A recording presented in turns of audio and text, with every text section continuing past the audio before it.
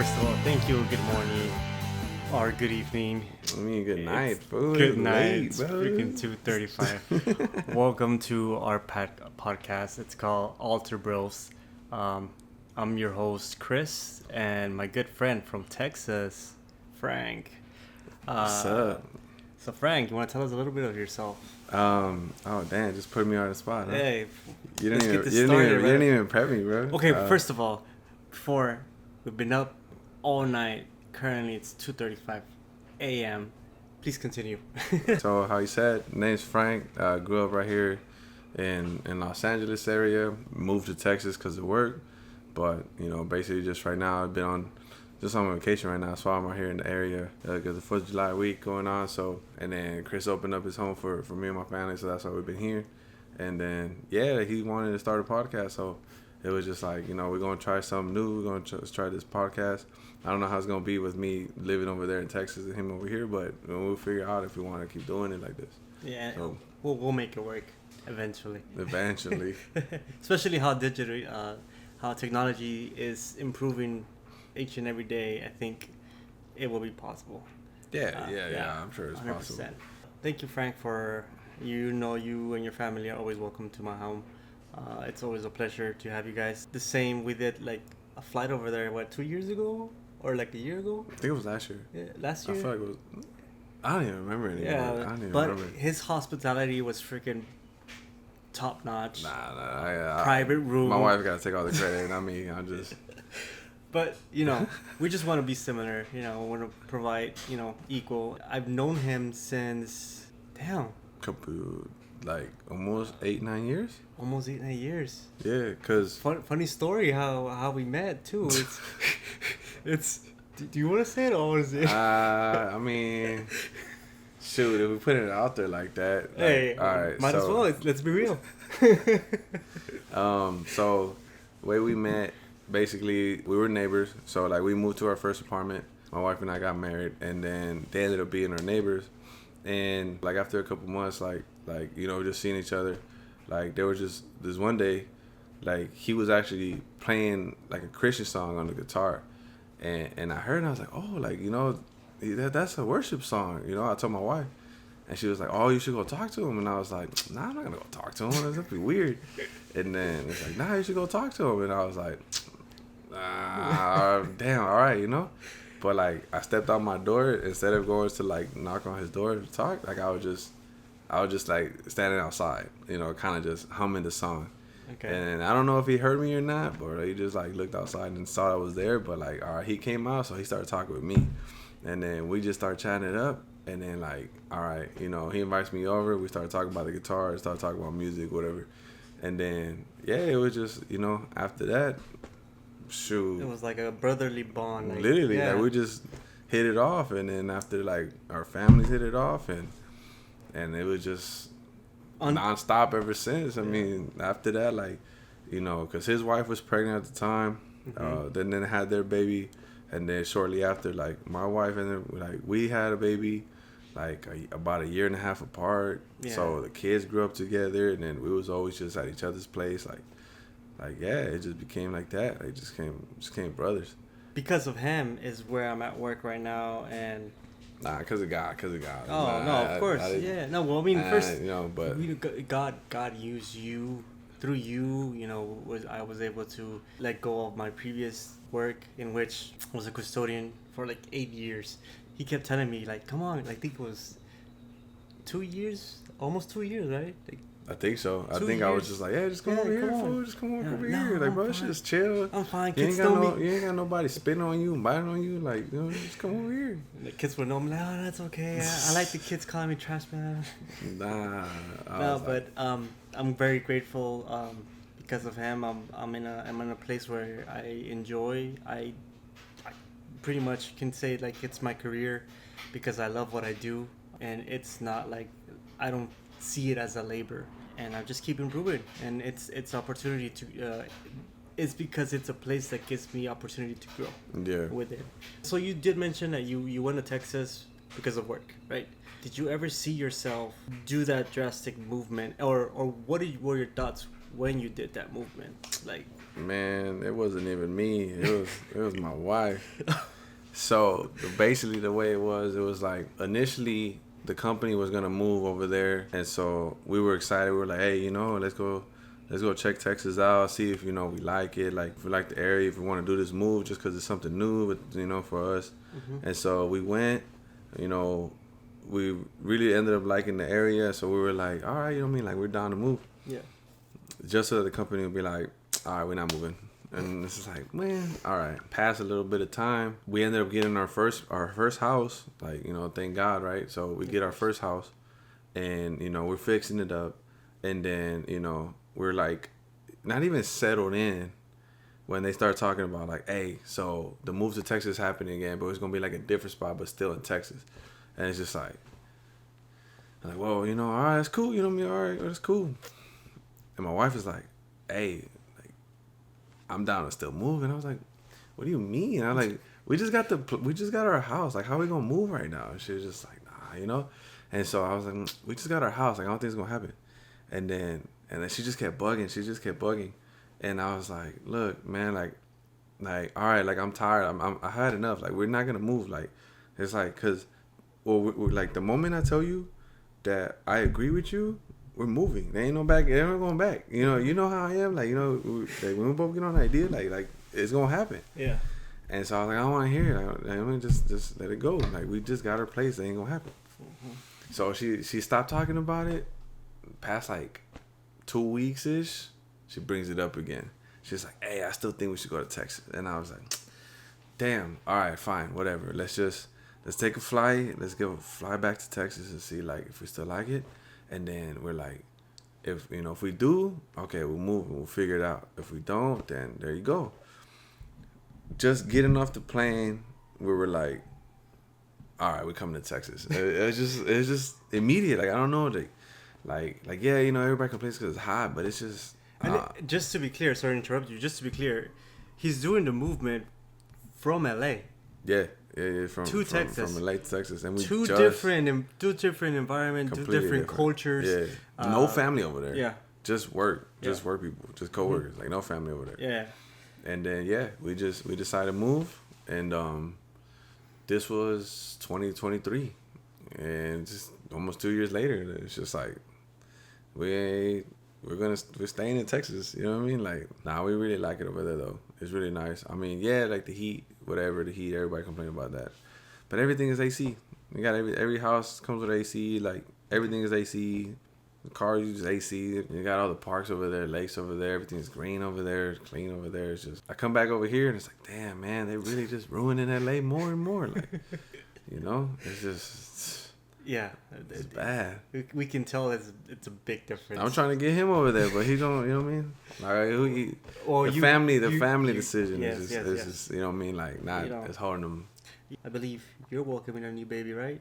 Yes, I am. Around the corner. Yes, I am. There you go. We have a new baby coming on the way. Yeah. Expected in September. Congrats. Another little baby boy. It's wild. It's wild because it's like we've been trying for a while. 7 years later, after our first son, we're finally gonna have another one. Yeah. Another question I have for you is just where do you see yourself here in 5 years? Not only at work or financially, or like, what is it? What is your plan? That question before, every time they always ask you, like, hey, where do you see yourself for 5 years? Where do you see for 10 years? I always used to be like, man, I don't even know where I see myself next week, like next month, like, honestly, because, just always living just paycheck to paycheck, just working. I'm like, I can't even try to imagine anything like in the future. It's just always just bills, right? Bills, like, from work, just doing Ubers to make some, even more like income or something. But now, like, lately, where I see myself now in 5 years, on the road to getting my freedom back. And so what that entails is just, how to grow asset, how to grow passive income, how to make money work for you and not you work for money. That's what I've really been learning right now. And so, like, 5 years from now, maybe I won't be there yet, but I'll be like halfway there. So 10 years from now, I've been saying for years, I'm like, I'm going to retire at 45. I'm gonna retire at 45. I don't know how, but I'm gonna retire. And this was a thing I was like always said. Like I didn't know how it was gonna happen, but I was always like I'm gonna retire at 45. And now the future's starting to look like it's gonna be with passive income. It's gonna be with some real estate. You know what I mean? It's gonna be like the cash flow, and however it happens, like you know, it's gonna happen. It might be Bitcoin. Bitcoin might end up just making us all rich. Like Okay. But yeah, no, I see myself retiring in 10 years from now, and maybe it won't take 10 years. Maybe it takes 7 years. Maybe maybe it just takes the 5 years. Mm-hmm. But that's where I'm gonna start. That's what I'm starting to grind to, and it's like I see myself as being freed from just this rat race that we run, and just from working this. I mean, we can't even say 9 to 5. We say, we're 10 to 12 hour shifts. Like, we're always just at work. And like I mentioned, like I didn't do Uber after that. So I'm working like 14, 15 hour days. You did mention earlier you do Uber on the side. How do you do it? Like what motivates you? Because I think by the time I'm 10 and 12 hours at work, we gotta be honest, like we're exhausted. We're super drained. Yeah. Well, is your current job really Like demanding? Like demanding? Is it like labor for you, or is it more like more chill, or is like how will you define like your day, or is it more like chill, sit down? So Like those first 10, 12 hours you do. for starters, I had to give all the glory to God for just like my drive and honestly my energy just being awake just to be able to work all those hours. Mm-hmm. But like right now I'm in a position where I'm just like it's not so demanding where it's just like I'm stressing all day. I don't stress, and I give that I give that to God. And then like going to your question of like, well, what motivates me overall is just there was a time in the beginning of our marriage like where our account would always just hit zero. It was just always zero, always zero. And like, man, that was annoying. It was annoying because it was like every time you wanted to take like a day off or like a weekend off or something, and then the next week when you look, your account negative, and I'm like, damn, like it's always negative. And don't you hate it when once the overdraft hits? Yeah, it just pushes you. There's more. an extra $35, $40. Yeah. And it does it per transaction too. So sometimes it's like 35, 60, 70, 80. I'm like, and it's all just bank. Yeah. That's So that's what always suck. I could be like negative by a little bit, and then just like overdraft hit, and it's just like I'm like, couldn't you just wait for like an hour? The deposit was gonna come in. And now like my wife was working at the time too, so it wasn't just like me at that like in the beginning of our marriage, but still like we would take day off, and it was just like negative. It's just like damn, man, like, and so I had to go do Uber to make up for it, or like. Because at that time I couldn't really have like overtime as much as like I'm able to now, and so just Uber or Lyft. Lyft was at that time, and I was just doing Lyft, and that was like that for years, and then it was just from there. It's just got used to like, man, I need to just keep working. I need to keep working. I can't stop because if I stop, like we start going back down to zero. It was just, so it just became like natural, where it was just like I don't care about having fun. I don't care about like myself, like, and then also part of it, I try to go above and beyond when I'm at work, regardless of like the pay, regardless of like who's acknowledging me. I'm just like, I'll try to do that because for me mentally I'm like, I'm doing it for God. Okay. And so that's also like what kind of will push me. Now I believe many of our viewers or listeners are asking themselves, what time did you sleep? Or did you sleep at all? Yeah, I mean, you say you sleep. work 14, 16 hours, and then on top of that, you still continue working on with Lyft and Uber, and then you continue whether Lyft kicked you out or Uber. So how did you make it work? Like, what the? It was like, I mean, it wasn't a life, I'll tell you that. Yeah. It wasn't no damn life. Like, I would try to drive 12 to 14 hours, basically. Like, I would try to start 2 in the afternoon to go to 4 in the morning. Like, that would be the plan. Okay. Get that airport ride, try to get myself home by 4 or 5, end up being 6 sometimes, and then just go to sleep. 5-6 hours. Try to be awake, which is decent amount of hours. I mean, there's other people. Yeah. There's other people sleep 2 hours, 3 hours. You know what I mean, at least I slept at least. Okay. You know, but there was no time for anything else. Yeah. Right. There was no real time for like hanging out with the family. Like, and then, I mean, and then this put a strain a little bit on the marriage. Just putting it out there, right? It was just like I was also serving at church. Oof. And so, you know what I mean? Like, imagine I'm working like Monday through almost Saturday, basically, and then still serving on Sunday. Yeah. And like, you know, at our church, like our church was big enough where we had multiple people, but I was on the sound team. Yeah. We actually had the least amount. We had the least amount of people. So I actually was serving more often. Yeah. Yeah, you know, and like where other like little ministries or whatever, they had their big groups. So like, oh, they serve like once a month type. Yeah, of course. And I was like almost every other week type. When it comes to serving, even at church, no matter if you're an usher or a musician or whatever service you do, I feel like you really have to find like that balance, that level, because if you're doing work, you know, you're doing multiple hours of work, and then on top of that, you're doing extra time with, like, you know, ride sharing, and then on top of that, you're doing church. It's like, where's family, you know? Sure. And then and it kind of goes against. Well, for me, it seems like it sort of kind of goes against, with, you know, you have to put your family. Well, obviously God, your family, and then everything else. Mm-hmm. You know. And what is your status currently? Are you still serving at church? Are you? Because we're such a small team, it's like, yes, I'm serving. I'm still serving. Okay. But it's not as demanding, since it's not like 3 services, you know? Okay. Like, yeah. it's one service. I haven't played on the team for like, I think half a year almost right now. Okay. Just because I had to take a break, because I was like, I had to take a break, and I had to like dedicate the time I can to the family. Yeah. Because like so many years of just working and then serving, working and serving, and it's like, where's the family at? Yeah, it's absolutely one of the things that we don't have control, and we wish we had a time machine to kind of slow it down. Yeah. And prolong the timing. And you know, right now thinking back at it too, like, well, I didn't even mention all the times I tried to do my little YouTube channel. Oh, absolutely. Yeah, I was trying to do a YouTube channel, like, you know what I mean, in the middle of all these crazy hours. Yeah.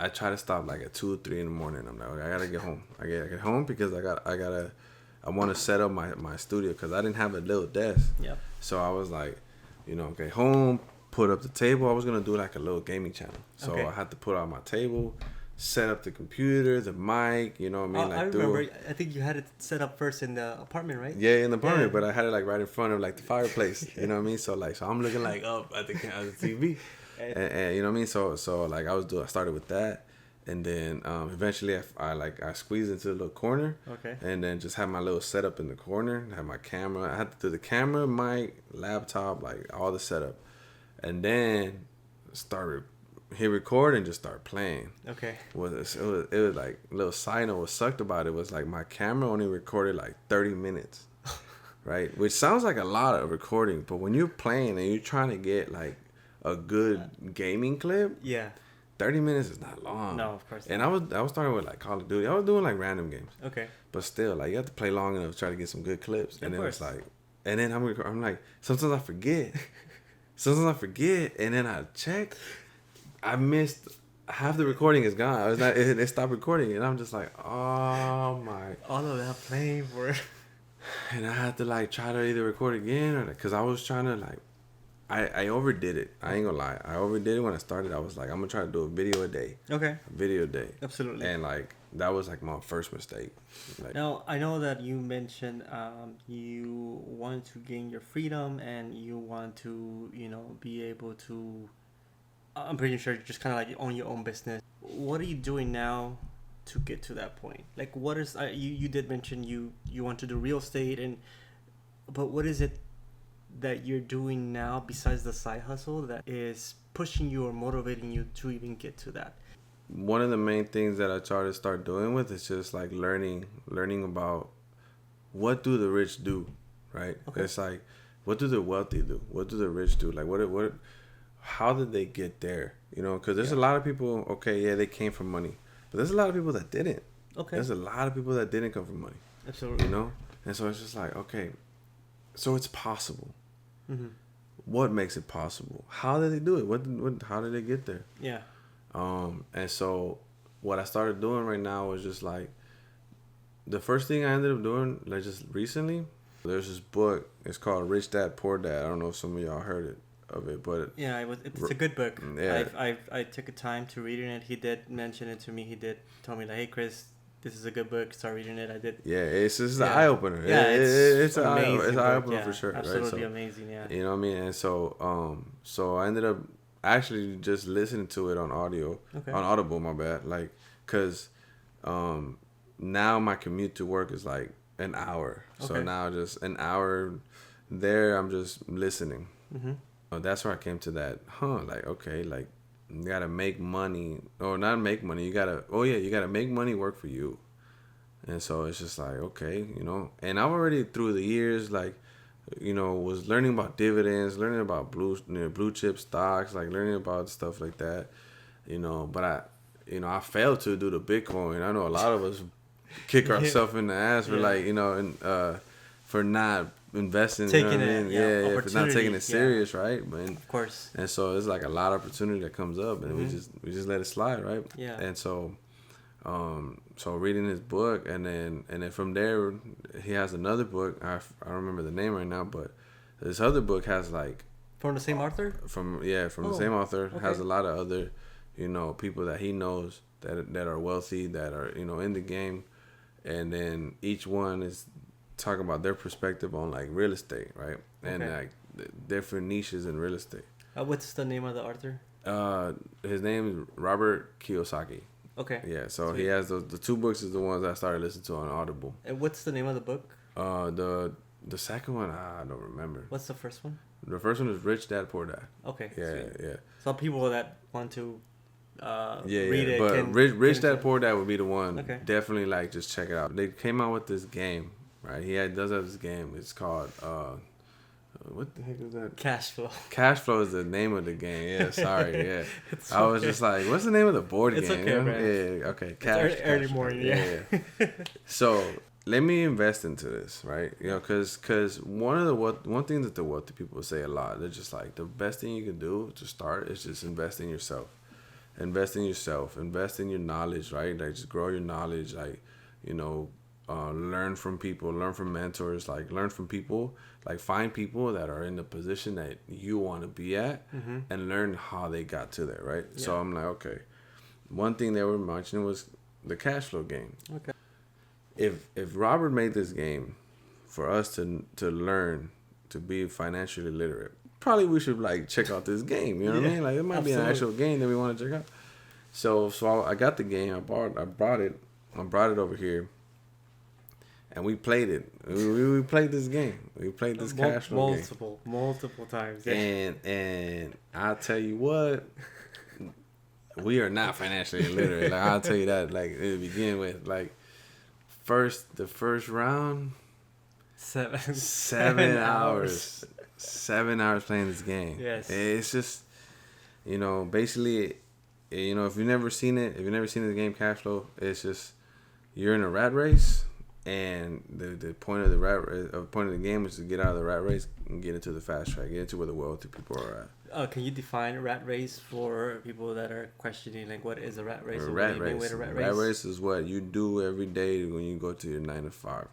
Okay. We basically are just living paycheck to paycheck, not doing anything with our money, and just planning to work until we're 65 and, you know, retire and hope that there's enough money in the government to be able to keep us alive until 85. For me, that's the rat race we're living in. So you say anyone that is working from 9 to 5 is considered a rat race, no matter what position you're at. Mm-hmm. You could be at the highest position, whether it be supervisor. You be the highest position. You can be making. You are still considering the rat most race? money. Okay. But because we have this mindset of working for money, we are working for money. Okay. if I was to get sick today, Absolutely. and you know I'm sick and I'm out for 2 weeks, I would not have money to hold me down. Oh wow. Like, right, I don't have money in the savings. Like I say, I barely already make, and I'm already pushing extra hours just to make sure that we have money for all our bills Expenses. and expenses, and then to eat. If Right. you're not working, you're not getting paid. Mm. So it's just, again, we have to go out and we have to work. We got to make this money. With this game, it's kind of an eye opener, because it's just like, this is how the wealthy get rich, or this is how the people get wealthy. Okay. And so what is wealth, right? Like, a lot of people, they see wealth differently.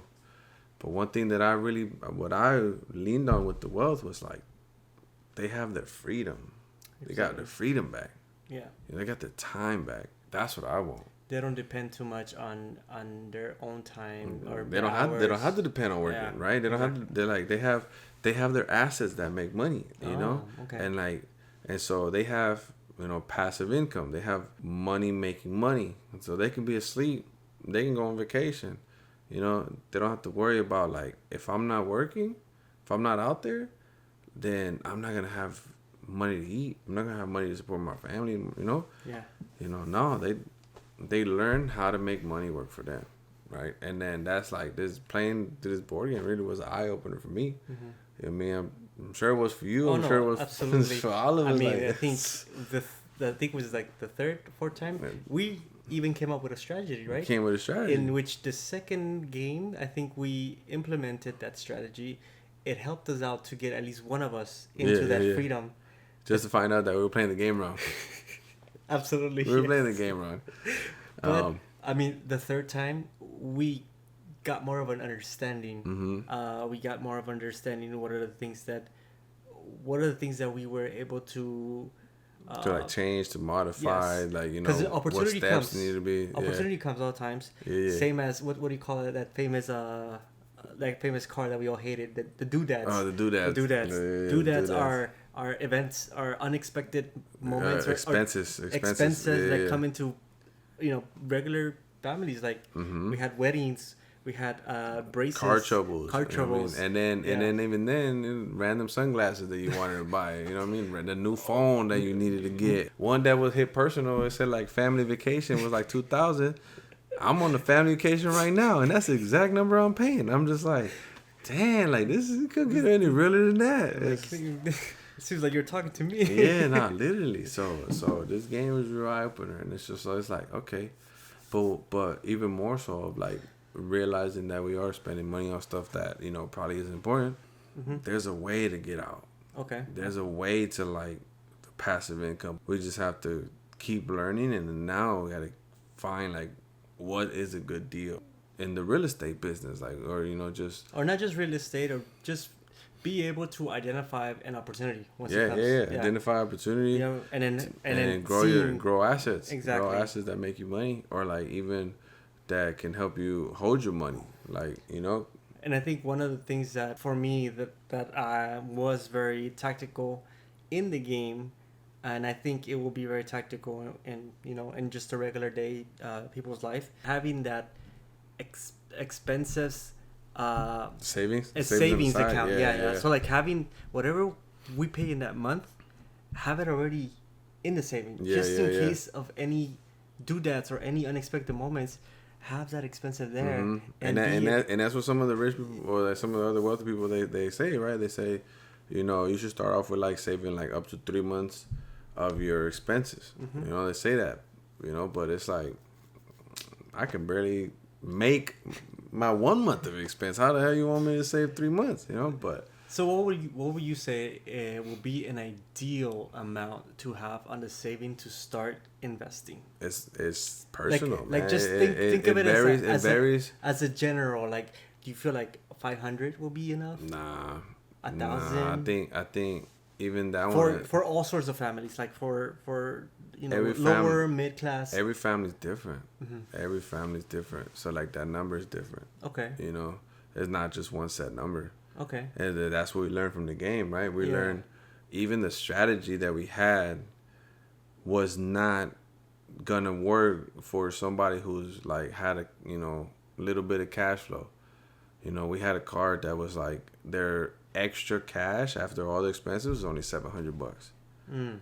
And our strategy started with like save to cover our expense. But that person, you know, as they're trying to save, this one relates way more to like us or every day. Yeah. Because such a little bit of cash positive, and you're trying to save, and then life hits, Yep. right? Then expenses hit, you know what I mean? And then, you know, sometimes our greed or even just our own little like, you know, things hit, and we're just like, hey, you know what, like, I haven't been spending nothing. I mean, I can afford that. I can pay myself. I could buy that new phone. I mean, like $1,000 phone. I can do it. I think the one that hit us all was the boat. Nah. But I mean, in realistic, yeah. But like in real life, you know what I mean? Like, it's hard for us to save. Yeah. It's hard for us to save. A boat could have been a big event that. Yeah, but the boat was in the game. You know? The boat was in the game. But like in real life, like in our situation, we ain't buying no damn boat right now. but you know what I mean? So it's just like, okay, well, we need to change the strategy up then. Okay. As from learning, like, you know, things just throughout these years, high risk, high reward. Exactly. Right? We was like, okay, you know what? Let's change the strategy up for that person and just risk it. Like, kind of following back on that question too, like, what would be a set number for a savings? It's just like, there isn't one. Mm-hmm. Same with strategies. There isn't a set strategy for everybody.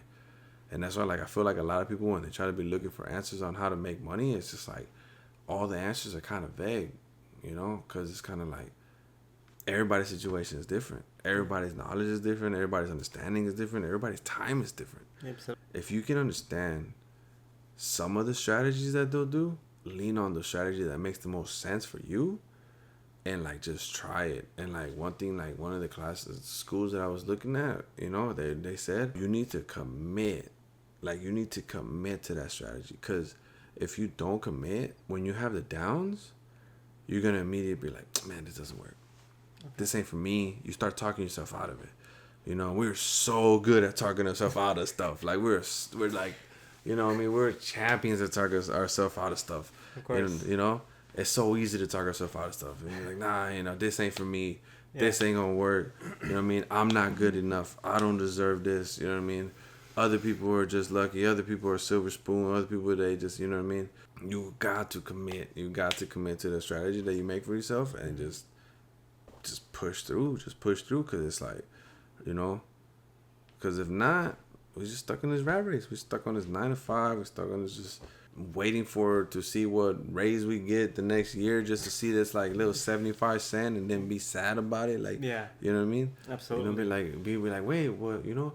And then like another thing lately that's been happening, I mean, this has been like forever, right? But like then you get mad because they got a new hire and they're making almost as much or if not more than you, because like that's the new hiring like price, and you're over here like been working for years and you're like, why are they making more than me and then they're gonna be working less than me? Of course. You know what I mean? So we start getting on this mindset like that. It's like, you really want to live like that? It's like, I'd rather just claw my way out of this damn rat race and get to where the wealthy is at and get my freedom back. And then we can say that one of the things that is holding people's back is just the mentality, mindsets. So we don't get taught in school how to succeed. We just get taught how to obtain that job, that career, how to enter the rat race. Literally how to obey. There you go. Literally, exactly. Obey. Yeah.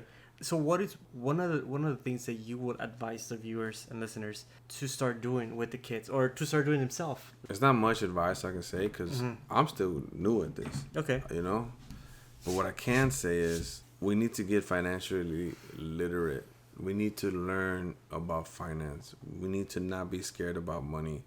We need to stop lying to ourselves that money is the root of all evil, and that money is just, you know, for the wicked, or just money is for the selfish or whatever. No, it's not. We need to learn how to use money, how to make money work for us and not us work for the money. People say, okay, you know, what about your family? What about this? What about that? Like, money's not everything. Money's not everything. And it's just like, I understand that. But, you know what I mean? If you want to take care of your family, absolutely, that's money. You know what I mean? If you want to make sure, like, your kid goes to university or whatever, that takes money. Absolutely. You know what I mean? If you want to make sure, like, you know, they're clothed, they're fed right, they, you know, And some of it might be like luxury, but like I mean, just dentists are expensive, like medical is expensive, like right. So that's just like the bigger things. But you know, let's say you're just trying to like you got a family member that might need some help. Yeah, it's money. I learned this from the book. I learned this from one of the from the book when the people say, "Oh, time is money." Yep. And actually, no, it's not. Mm-hmm. Time is not money. Okay. And that blew my mind also. I was like, damn, I never thought about it like that. They said, because he puts it like this. He says, people compare time to money. Okay. But if I were to offer you today $1 billion, but you dying tomorrow. Oh. Are you going to take that $1 billion? Nope. No, right? No. So it's all gonna time isn't money. Time isn't equivalent to money. Time is more precious than money. Money is just material. Money is just material. Yeah. Money is just a tool. Yep. But we don't get taught that, right? People just try to make it seem like, oh, like money, yeah, it could be everything, and you're just gonna consume yourself with money. But no, it's like time isn't money. Like time is more precious than money. Mm-hmm. But it takes money to have your time back, and that's the goal. Hey. That's the goal, right? Like, and let's just keep with that mentality, and let's just continue on. Continue going with that flow. Like, we're just trying to tackle that. Just concluding, I mean, very interesting topic, but I think we could be able to go into all morning. No, absolutely. Yeah. But no, can thank Frank for his time, for his him being here. Obviously, I hope to continue this new journey with the podcast, and although you are gonna be in Texas, hopefully we can go with even more episodes. Yeah, I mean, I can record my half, you can record your half. You know what I mean? Like we just talk over on webcam or whatever. Like, we'll figure it out if you know. Yeah, no. And I want to give credit to Frank. He knows what he's doing with the whole setup.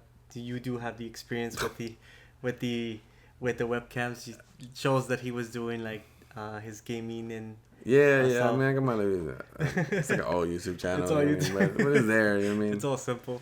No, but I really wanna. I appreciate everything you do, and I do pray that you and your family obtain that prosperity. I mean, no matter what, we're always with God. We see that prosperity, and I do hope that you guys reach that goal. Tim, as anyone that is listening or viewing us, we pray that you guys grow wisdom and sort of open your eyes and what you stand right now, and be able to understand like time is very precious. We thank you guys for listening to us. Again, thank you for listening. My name is Chris. Do you want to close us up with like, I don't know if you want to give like a wisdom talk or like a verse or something that you want to close out with? Hopefully, like we continue like more of these episodes. And honestly, most of this was just talking about making money and everything. But give it all to God. Absolutely, all the time. God is number one. Always. And he's one and all and everything. And honestly, like at the end of the day, none of what we do really matters when you take what God's plan has in store for us, like above all. Mm-hmm. So, but I just, God bless everyone listening, and like thank you for tuning in. That's really it. Just give it all to God. Just put God first. Put God first before everything. All the time, man. Yeah. All right. Thank you, guys. All right. Thank y'all. Peace.